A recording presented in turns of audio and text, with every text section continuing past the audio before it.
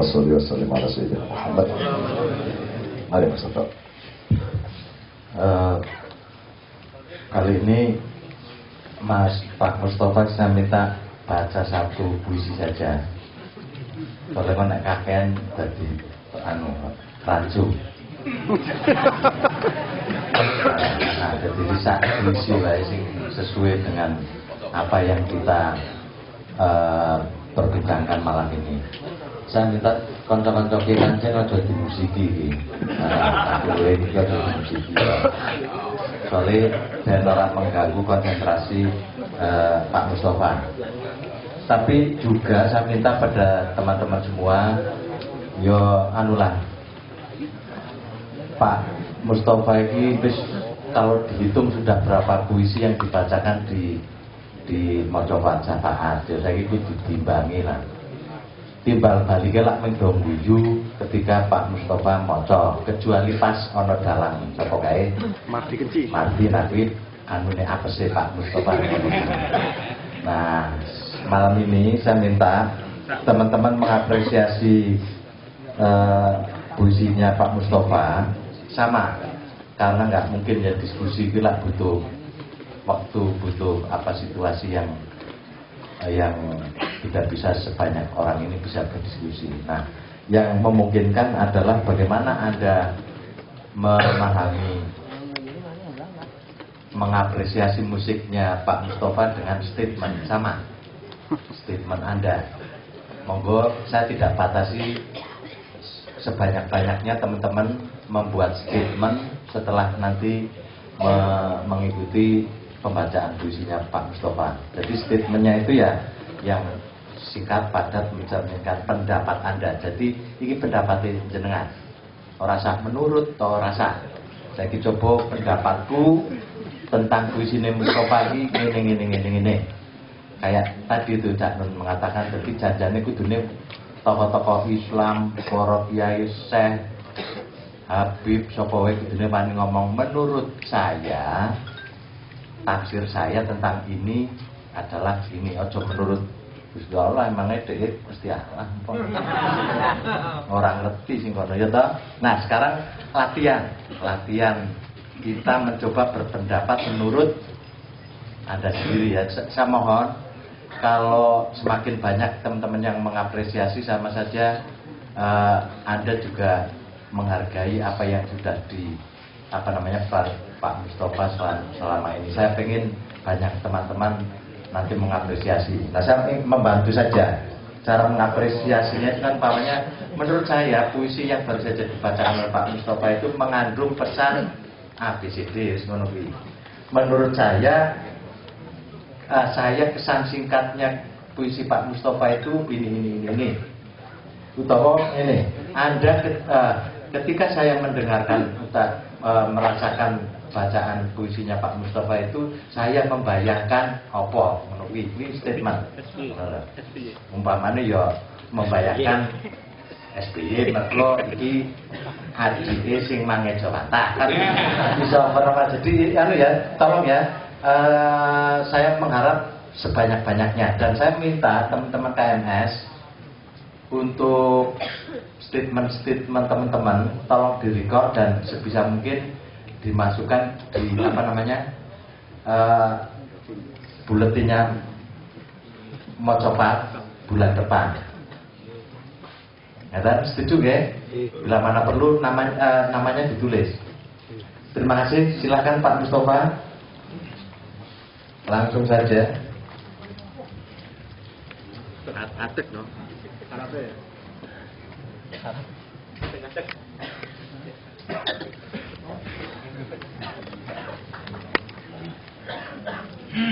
Assalamualaikum warahmatullahi wabarakatuh. Akan bacakan puisi juga tentang puasa. Tapi mungkin sebelumnya ada pengantaran dulu ya. Pikir pengantar. Mungkin gitu ya.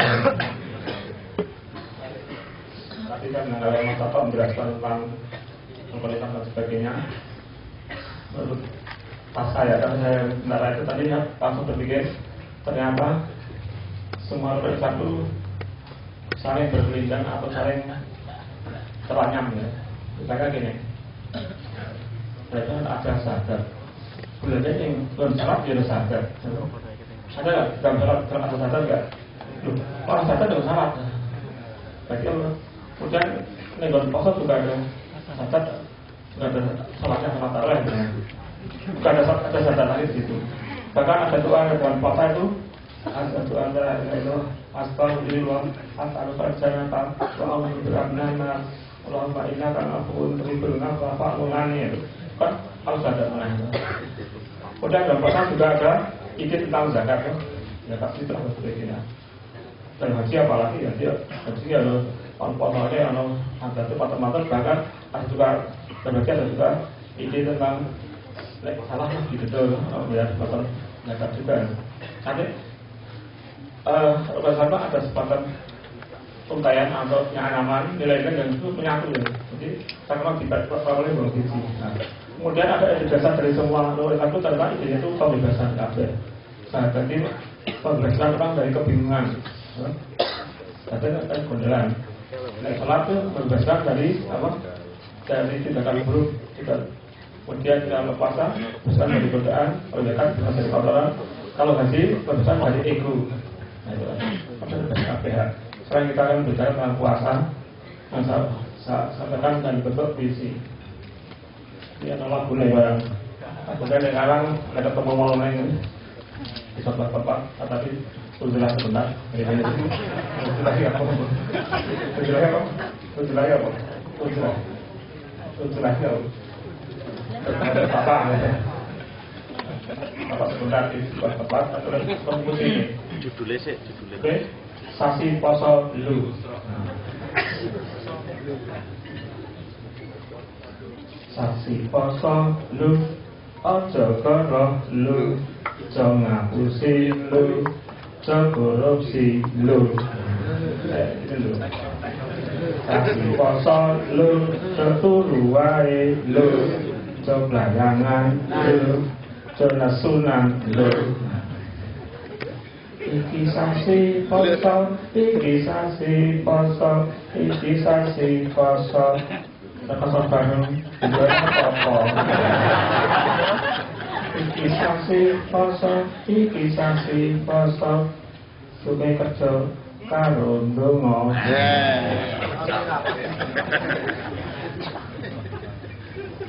Ini kisah suatu hari kerja ketemu malaikat menjelang bulan puasa. Loh, Mbah malaikat. Karena kamu tadi di bulan menjelang puasa ini, Mbah. Ya malaikat, saya mendapat perintah dari Tuhan untuk melakukan sweeping. Loh, sweeping kan tidak boleh, Mbah. Ini sweeping bukan sembarang sweeping, Le. Entah siapa yang mau display, Mbah? Orang yang tidak puasa? Bukan. Entah siapa, Mbah? Setan. Bukankah di bulan puasa setan itu belum untuk mereka kita ditutup, Mbah? Ternyata berdasar laporan tahun lalu di bulan puasa masih banyak setan belayangan yang terdaftar sebagai setan resmi sudah kali belenggu dan masukkan laka dan tutup pintunya. Tetapi masih ada setan bayangan di mana-mana. Mereka adalah setan pemegang paspor palsu dari warga setan. Ini kok paspor setan saja dipalsukan di negeri ini boleh?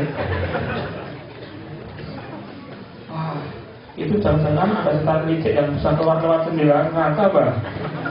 Tidak mungkin. Jendela neraka sudah kami segel. Untuk materai barang. Materai neraka itu pada apa ya? Pada galung. Ada kota Bogor.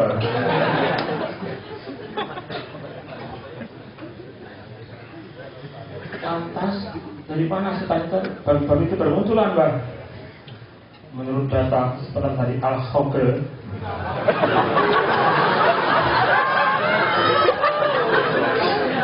setan-setan baru itu bermunculan dari partai-partai, dari pejabat, kelompok penegak hukum, anak aktivis yang tulas, juga dari kantor teladan asing yang kerjanya menghisap kalian negerimu dengan cara memasakkan undang-undang yang menipu. Loh, semua itu termasuk jenis setan apa, Mbak? Menurut hasil identifikasi dari Biro Investigasi Malaikat alias BIM,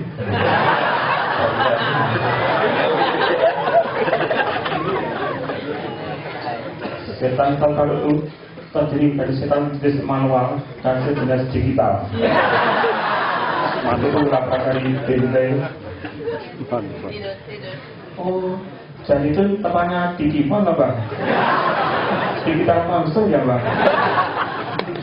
Mungkin mereka itu tepatnya Digimon atau Doraemon. Dan itulah yang menyusahkan saya. Kenapa, Mbak? Mereka itu sangat cerdik. Padahal pasal mereka sebagai warga setan telah kami blokir. Kok mereka percaya polos ya, Le? Mereka berpedu pada siapa, Le? Ada orang Indonesia.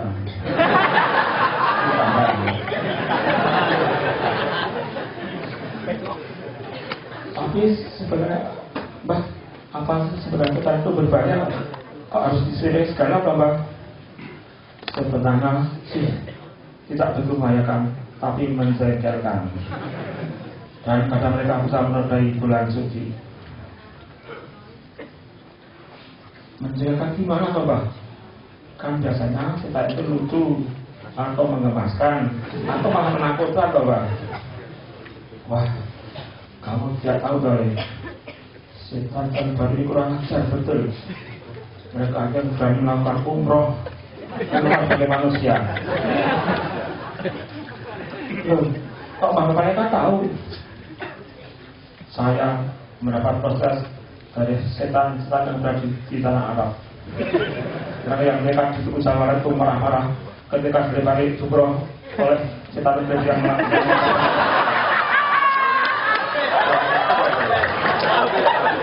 Setannya mata setan benar-benar setan.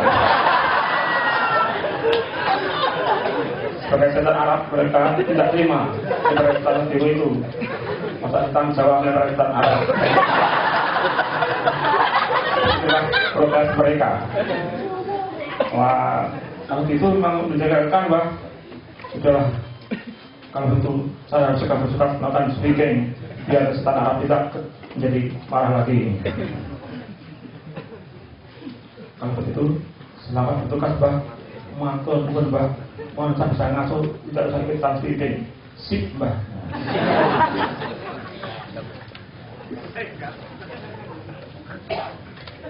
Sasi poso lu aja karo lu aja ngapusi lu aja korupsi lu sasi poso lu aja turu wae lu aja bayangan lu aja nesunan lu iki sasi poso iki sasi poso iki sasi poso tetep bareng ya ora apa-apa. Iki sasi poso, iki sasi poso. Kita ibadah karo dono. Sekian, terima kasih. Silakan cepat. Yuk, sebanyak-banyaknya. tunggal. Satu. Terus tolong. Belakang. Mana belakang? Terus? Oh, beri panggung, oke. Lagi? Ayo. Sesuk ora gelem maca puisi meneh Pak Musi. Oke. Sementara coba, tapi yang lain ya siap ya. Assalamualaikum warahmatullahi wabarakatuh. Nama saya Muhammad Bintari, asal dari Madiun. Alhamdulillah saya sudah sekitar 5 kali datang ke sini. Dan beberapa kali saya juga pernah memperhatikan daripada puisi-puisi Pak Mustafa. Sayangnya pada waktu tampil di Madiun Pak Mustafa nggak datang. Dan pendapat saya, puisi-puisi beliau intinya sangat dalam sekali, artinya sangat dalam sekali, penuh dengan kritikan-kritikan terhadap situasi yang ada, terutama pemerintah. Untuk itu sebetulnya perlu saya usulkan bahwa hasil puisi-puisi yang sudah pernah dibacakan, kalau bisa diteruskan kepada pemerintah atau siapa yang pernah dikritik dalam puisi itu, biar tahu mereka itu, biar tahu juga, biar ikut merasakan bagaimana perasaan masyarakat apa umat ya. Jadi kita sebagai masyarakat Indonesia merasakan bahwa situasi sekarang ini sangat memprihatinkan. Ini saya ngambil istilahnya Pak SBY. Mulai dari pemerintah, DPR, jaksa agung, MA, kepolisian, kok sebetulnya kalau saya pribadi saya apresiasi itu, saya mendukung penuh dengan istilahnya orang-orang yang sebetulnya patut mendapat hukuman malah dianukan sebagai praduga tidak bersalah itu. Asu tuh ini.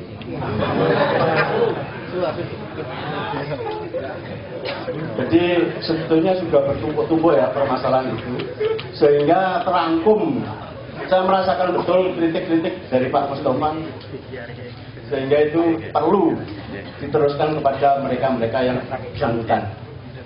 Pada intinya semoga Pak Mustafa selalu ada, sehingga kalau saya datang di sini itu juga selalu terhibur. Di samping itu juga merasa batin saya dingin gitu. Saya kira untuk senang begitu. Terima kasih. Wassalamualaikum warahmatullahi wabarakatuh. Pak Mus, boleh nggak kalau puisinya dikirimkan ke anggota DPR Kang Mas? Boleh ya. Nah kalau begitu ya untuk teman-teman jamaah atau Pak Muhammad Indri ya dicari Pak. Adian wae fotokopi kirim nang sapa nang Madiun sing ngono malah rasane sapa-sapa. Loh, fotokopi ke saya? Bukan, foto anune Pak Mus ya. Nanti difotokopi ya, kiriman nang nggon sing sapa sing pengen mau kirimi nang Madiun kono. Lah kok malah diwalik ayo trimo. Apike nang Mak Yakin ngono kuwi. Kalau memang dikasihkan oke. Awas sih. Nah, itu nanti tinggal secara administratif diurus. Tapi kondisi Pak Toto. Ya. Masalah aku gak ngerti alamatnya kuwi. Lu nang Madiun kono kok. Bukan, nanti kalau saya kirim ke mana-mana itu. Oh, jangan di Madiun bae sing cedak. Oh gitu. Nah, oke. Oke, terima kasih. Oke, terima kasih. Lainnya. Tapi sebelum yang lain ini ada pengumuman Pak, jadi galingan karo almarhum anu ya. Supra X iki. Supra Pink iki. Galingan ora. Mas Arwanto Supra iki singkatan apa Pink ngono nyicil apa ya. Nomor polisi AD 3771 RN iki anune kuncine teng mriki. Terus nomor loro Suprafit, nah iki vitamin iki. AG 5157J F. Nah, wis ngati-ati kuncine swerga. Kuncine motor welan ya cuma kuncine swerga. Nomor 3 Vespa AH 6292B. Nah nomor 4 ki kunci ora jelas, iki mengene kunci 1 set. Jadi katanya kunci kos-kosan iki nggih mungkin diurus nggih pun tenang ning sesuk aja dibalen meneh. Niki contohnya Mas Imam niku lho aja dicontoh niku. Tenan niku handphone wis ganti ping 35 terus kunci yo hilang dan nanti diurus ya setelah ini. Silakan. Yang lain? Bingung. Oh, bingung. Saya Pak. Nah, silakan. Sugeng dalu Pak Toto. Ya, statement ini cekak awas. Saya melihat bahwa puisi Pak Mustafa ini puisi pemanggungan, artinya hanya indah dan bisa dinikmati ketika dibacakan oleh Pak Mustafa. Saya ada bukunya Pak Mustafa itu saya coba baca itu, anak saya ngeliat nggak asik. Kalau itu boleh dicoba, misalnya puisinya Pak Mustafa itu dibaca siapa hari ini dan reaksi jamaah pasti sangat berbeda ketika itu dibaca oleh Pak Mus. Terima kasih. Boleh mau saya kalau bayangke raine Mustafa.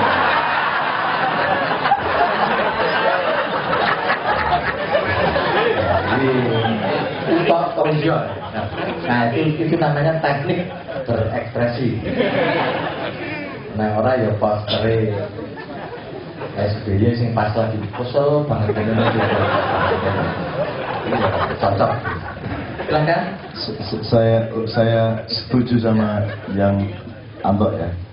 Saya kira itu bagus untuk timbangannya Pak Mustafa, karena puisinya sak racian karo carane maca, jenis suaranya, artikulasinya, nadanya, wajahnya dan seterusnya.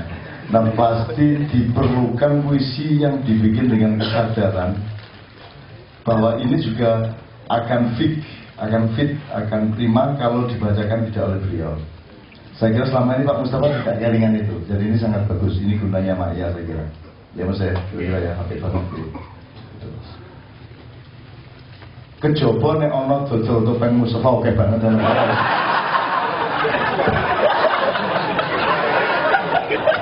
Ayo sekarang ini jangan geroyok. Oke. Ya, oke. Ini masukan untuk Pak Mustafa. Terima kasih. Silakan. Halo, assalamualaikum warahmatullahi wabarakatuh. Nama saya Mansur, Pak. Saya dari Pati. Kesan saya tentang puisi Pak Mustafa yang pertama memang saya setuju dengan Bapak Kiai Kanjeng yang lewat tadi. Kodok, Pak. Kodok tapi seru gitu. Nah itu melahirkan sebuah pertanyaan juga tentang hal itu. Statementnya melahirkan pertanyaan maksud saya. Statementnya seperti ini. Jadi memang puasa seperti yang disebutkan dalam puisi Pak Mustafa tadi, menaklukkan setan gitu ya. Yang istilahnya bahwasanya diri kita itu juga termasuk ada masuk unsur setannya. Yang artian bahwasanya itu harus kita taklukkan ketika kita memang berpuasa. Nah, dari itu apa mau lagi? Betul Pak, pakai ngomong Pak.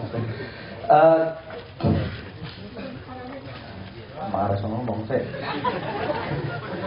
Dari setan, dari puasa ini tadi kan bahwasanya seringkali penaklukan ini ya kan menaklukkan diri kita sendiri, istilahnya kan seperti itu. Bahwasanya kita mampu mengendalikan apa yang ada di dalam diri kita. Nah, intinya kan seperti itu, bahwasanya itu semua makanya dari banyak hal seperti yang kita diskusikan tadi melahirkan ada banyak sekali puasa-puasa yang aneh, puasa ngalong dan sebagainya, yang puasa nggak tidur, terus puasa dan sebagainya, yang istilahnya seperti kalau kita kaitkan dengan istilah ibadah gitu ya. Karena puasa ini sebenarnya ketika kita konsepsi agama itu adalah suatu bentuk